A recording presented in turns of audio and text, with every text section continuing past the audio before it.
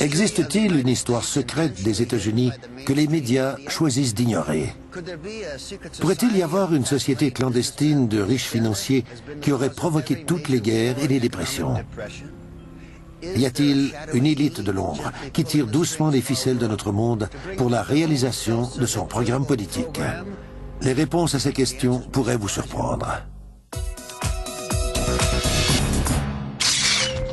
Il y a près de 200 ans, Thomas Jefferson écrivait « Si le peuple américain donnait un jour le pouvoir aux banques d'émettre la monnaie, les banques et les compagnies qui en résulteraient déposséderaient tous les gens de leurs propriétés jusqu'à ce que leurs enfants se réveillent sans abri sur le continent que leurs pères ont occupé. »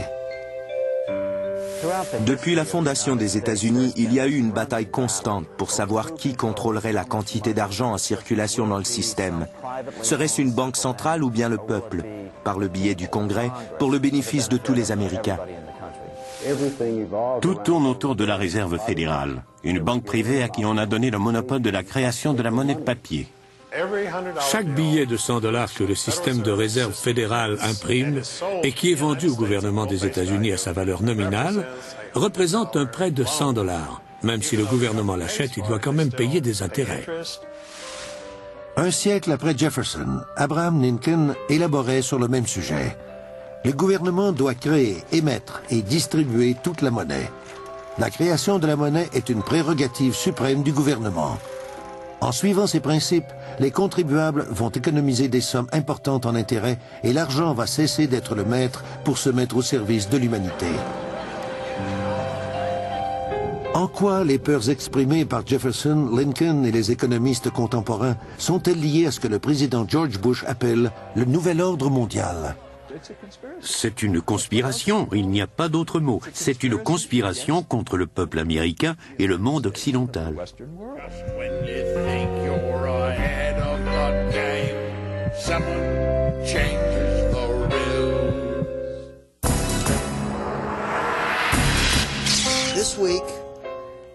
Nous allons examiner la scène d'un crime si grave que vous n'allez pas y croire. Un crime tellement bien ficelé que plus de 80 ans plus tard, la plupart des gens ignorent qu'il a été commis. La création du système de réserve fédérale englobe plus que la monnaie. Certains y voient la naissance d'une conspiration criminelle pour voler l'argent durement gagné par la classe moyenne américaine. D'autres croient que cela fait partie d'un plan pour amener le monde entier sous la coupe d'une élite internationale qui travaille dans l'ombre et qui a appelé son projet le Nouvel Ordre Mondial. Au milieu de tout ça, on retrouve des guerres, des assassinats et des martiens. En fait, si ce n'était pas de ces martiens, vous auriez peut-être entendu parler de cette conspiration incroyable il y a bien longtemps. Within the early years of the 20th century, this world was being watched closely by intelligences greater than man's. Le 30 octobre 1938, le réseau Mercury interrompt la musique de Ramon Raquello et son orchestre en direct de l'hôtel Park Plaza de New York pour la présentation d'un bulletin spécial. La célèbre diffusion de la guerre des mondes commence ainsi et décrit de façon hyper réaliste une invasion de martiens. Avant la fin de la soirée, 1 million de personnes prises de panique ont envahi les rues. Extremely surprised to learn that a story which has become familiar to children through the medium of comic strips and Durant 50 ans, un lourd secret a pesé sur cet événement. Il semblerait que la diffusion de la pièce d'Orson Welles ne soit pas un simple exploit artistique. had such an immediate and profound effect upon radio listeners. Ce serait en fait un test psychologique complexe de stratégie militaire effectué par C.D. Jackson pour le compte de la Fondation Rockefeller. Quand les résultats sont analysés 2 ans plus tard, ils sont distribués à des groupes élitistes qui se tiennent loin des feux de la rampe. On compte parmi eux le groupe Bilderbergers, la Commission trilatérale, le Conseil des relations étrangères et la Réserve fédérale. C.D. Jackson avait un poste similaire à celui du directeur du Conseil national de sécurité à la Maison-Blanche sous Eisenhower. C'était le chef de la guerre psychologique. La mise au jour du véritable but de la diffusion de la guerre des mondes, c'est-à-dire dans le cadre d'un test psychologique militaire, est essentielle pour comprendre pourquoi les experts croient que la Réserve fédérale, le groupe Bilderbergers et d'autres groupes du genre tirent les ficelles qui contrôlent nos sociétés. C'est une fraternité dont les membres ont un objectif en commun, celui de garder le contrôle.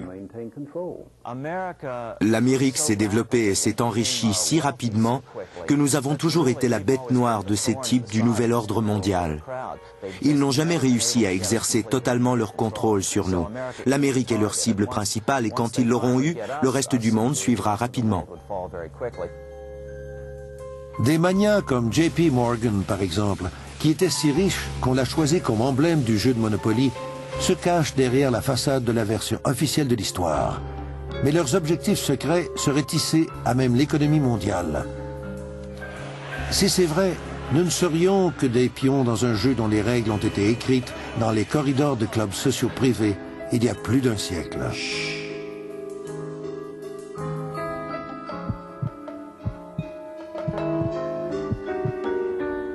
Au large de la côte de la Géorgie, à des centaines de kilomètres au sud de New York, la capitale bancaire du monde, se trouve l'île Jekyll, une retraite d'hiver pour les personnes riches et célèbres. Ce petit paradis au milieu de l'océan a déjà été la propriété de M. Monopoly lui-même, le financier international JP Morgan.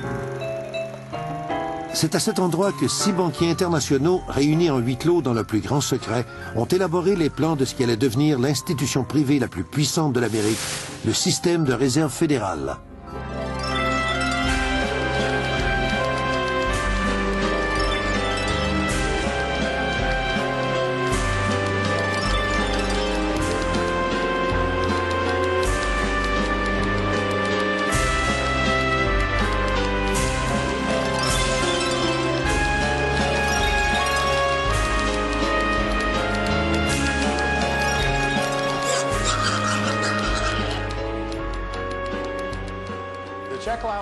L'histoire de l'île Jekyll est l'une des histoires les plus fascinantes du XXe siècle.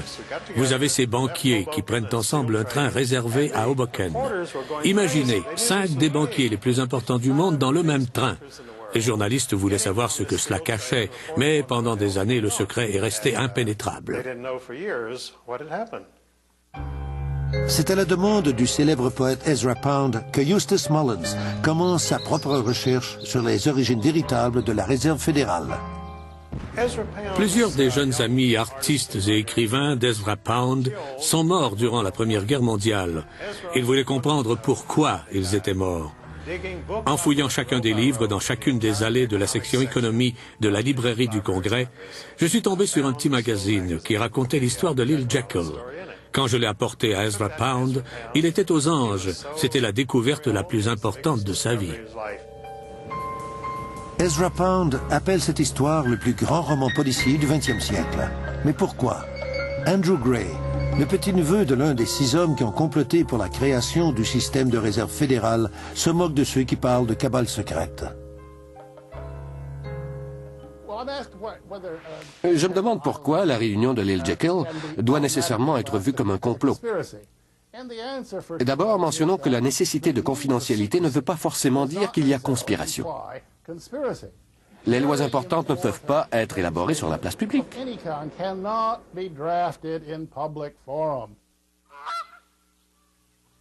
En 1910, il se donne le nom de Club de l'île Jekyll. Ensemble, les membres représentent 1/6 de la richesse mondiale. Ils désirent tellement que les réunions restent secrètes qu'ils utilisent des noms de code même entre eux. Pour les initiés, la phrase « Nous allons en Jamaïque » veut dire qu'ils se rendent à l'île Jekyll. L'excuse pour justifier le tout a été la crise monétaire de 1907, qui a été manigancée par Jacob Schiff et Rockefeller pour prendre le contrôle de sociétés qui les intéressaient. Ils ont dit « Nous venons de vivre une autre crise nationale, nous devons élaborer une réforme bancaire ».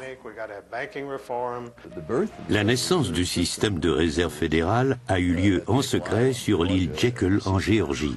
Le sénateur Aldrich, qui était le président de la commission monétaire, y était. Je connaissais son fils Winthrop Aldrich, qui était le président de la banque Chase. Le plan Aldrich, comme on l'appelle au début, reçoit une telle opposition de la part des démocrates et des progressistes comme William Jennings Bryan que malgré les pressions intenses des grands financiers, le projet de loi n'est pas adopté. Une fois que le plan Aldrich a été mis de côté, les banquiers ont tout de suite mis en œuvre leur plan B. Comme il n'avait pas réussi avec un président républicain, il fallait le faire passer avec un démocrate. En 1912, nous avions un président républicain très populaire du nom de William Howard Taft. Les banquiers avaient besoin de Woodrow Wilson pour faire adopter leurs lois. Wilson n'avait pas de charisme, il ne faisait pas le poids contre Taft. Teddy Roosevelt. He was an explosion upon the political scene. Dynamic, outspoken, warm, colorful, exciting, inspiring. And under the surface was a man of ideals. On peut dire que J.P. Morgan avait Theodore Roosevelt dans sa poche. Son bras droit, George Perkins, le vice-président de sa banque de New York, vivait à la Maison-Blanche. C'était son agent de liaison avec le président. Ils ont donc tiré Theodore Roosevelt de sa retraite et il a formé le Parti progressiste, ce qui a scindé le Parti républicain et a permis l'élection de Woodrow Wilson. C'était le seul moyen d'arriver à leur fin. Tout de suite après son élection, le président Wilson a convoqué une session spéciale du Congrès pour abolir le tarif protecteur, qui était l'une des assises de ce pays. Il a ensuite instauré l'impôt fédéral sur le revenu. Puis, pour compléter cette révolution, il y a eu la création de la Réserve fédérale en décembre 1913.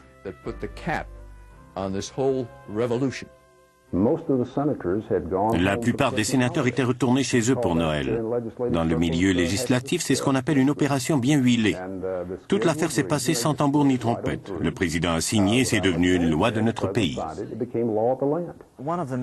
Un des opposants les plus farouches de la Réserve fédérale était le représentant du Minnesota, Charles Lindbergh. C'était le père de Lucky Lindbergh, le premier homme à traverser l'Atlantique en solitaire.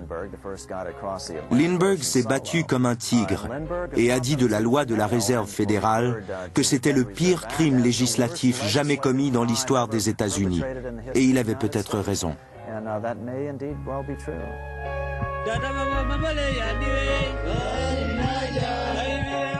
Dès 1916, le président Wilson commence à avoir des remords. Il déclare « La croissance de notre nation et toutes nos activités sont entre les mains de quelques hommes. » Vers la fin de sa vie, Wilson admet qu'il a été trompé et qu'on l'a forcé à signer cette loi.